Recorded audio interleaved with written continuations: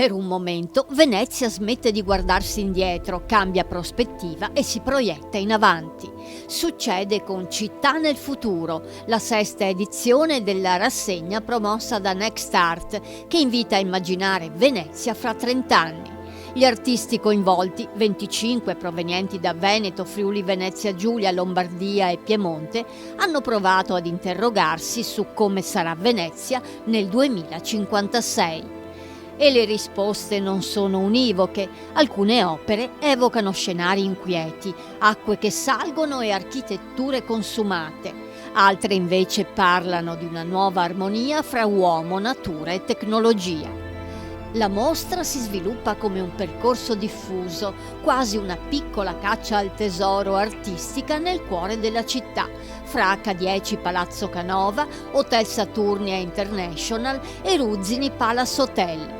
Qui, tra sale eleganti e scorci veneziani, pittura, fotografia, scultura, mosaico e installazioni dialogano con gli spazi, trasformando gli hotel in luoghi di riflessione. Tra le opere esposte spicca anche un lavoro realizzato col supporto dell'intelligenza artificiale, non come sostituto dell'artista, ma come strumento creativo, un dialogo fra umano e macchina che apre nuove possibilità espressive.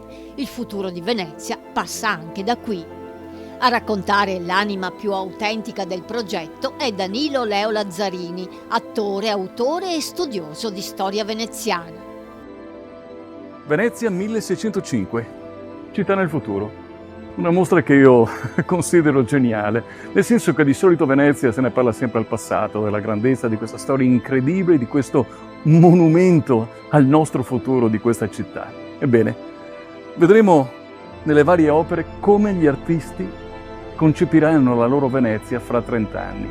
Alcune opere saranno un po' sul tetro, perché molti immaginano una Venezia decadente, molti vedranno una Venezia seppellita, scusatemi questo termine, dalle acque.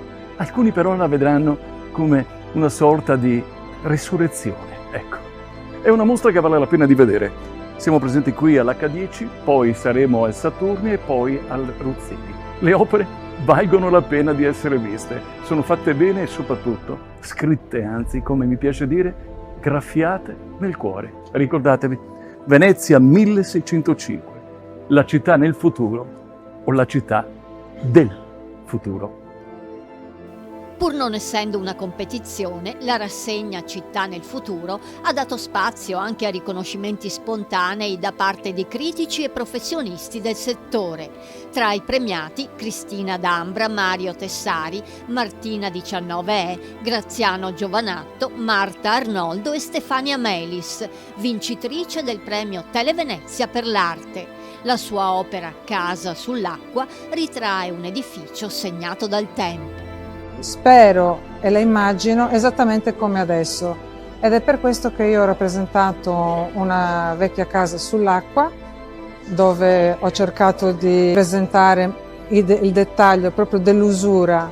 Ecco, questo era il punto focale della mia opera, l'usura di una casa sull'acqua che fra 30 anni può essere solo ancora più toccata dal tempo, però sicuramente manterrà intatto il suo fascino e la sua bellezza, che le case veneziane sono un po' l'emblema di questa città.